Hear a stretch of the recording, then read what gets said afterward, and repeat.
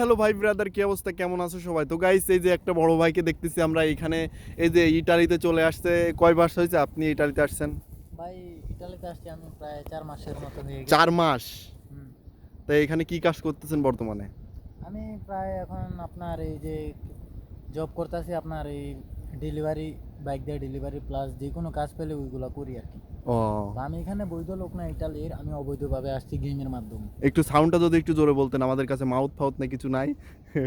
ছোটখাটো ইউটিউবার, বুঝছেন? তা আপনি এই ইটালিতে আসছেন, কিভাবে আসছেন, কি দেখি করে আসছেন? বাংলাদেশ থেকে আপনার কত টাকা লাগছে? এই ইটালিতে পৌঁছানো পর্যন্ত আপনার কত টাকা লাগছে? একটা আমার যদি কখনো ভিডিও কোনো করতেন। ইচ্ছা ছিল না যে আমি ইটালিতে ঢুকবো, ইউরোপ কান্ট্রিতে।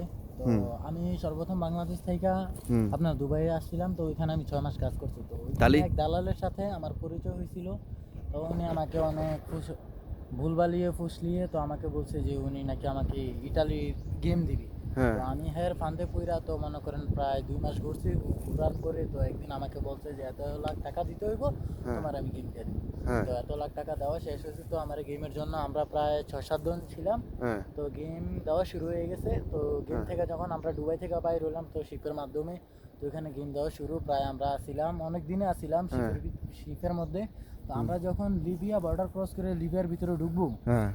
তো তখনই আমাদের প্রায় লিবিয়া বর্ডার ঢুকে গেছি। তো তখন আমরা প্রায় 1 সপ্তাহের মতো লিবিয়ার ভিতরে ছিলাম। হুম। যা মানে আমাদের জন্য অনেক অস্বস্তিকর ছিল, আমরা খাবার দাবার পাচ্ছিলাম না। তো এর ভিতরে আমরা যখন দ্বিতীয় গেম দিব ইটালির বিরুদ্ধে, হ্যাঁ। ইটালির উদ্দেশ্যে, তো তখনই আমাদের প্রায় 10 থেকে 12 মাফিয়া গ্যাং, 10 একটা থেকে 12 জন? একটা গ্যাং মাফিয়া।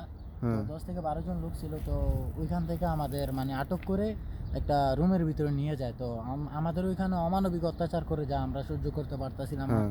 পারতাছিলাম না। তো আমাদের ফ্যামিলিদেরকে অনেকভাবেই হুম।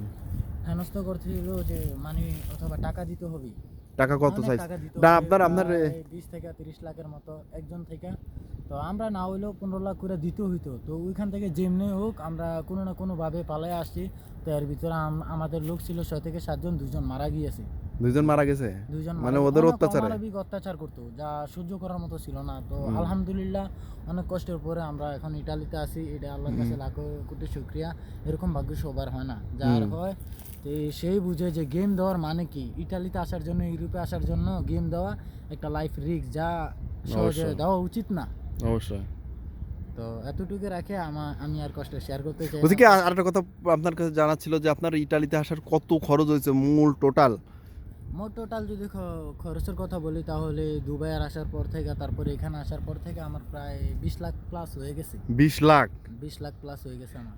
আচ্ছা, আপনি যদি 20 লাখ টাকা যদি দেশে খরচ করে কোনো একটা ব্যবসা বাণিজ্য করতেন, তাহলে আপনার কেমন কি দেখি হতো?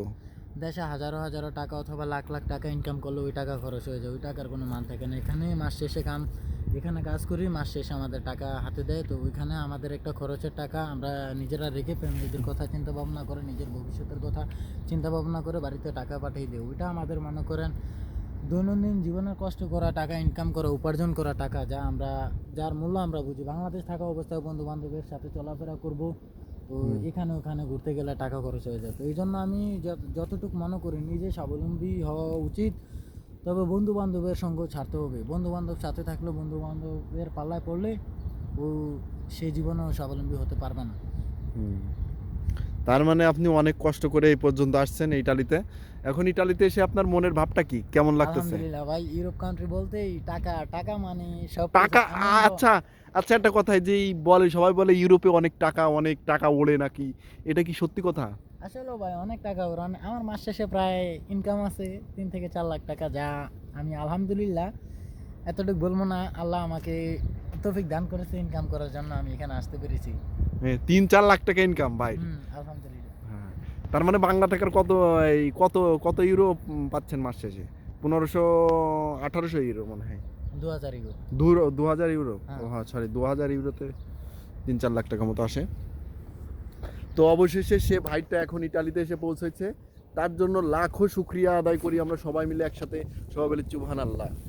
সে গেম টেম দিয়ে এখন নদী সাঁতরায় কত দূর থেকে আসছে, এসে এখন ইটালিতে এসে পৌঁছেছে গাইস। তো ভিডিওটা অনেক বড় হয়ে গেছে, ভিডিওটা এ পর্যন্ত। Bye bye, tata.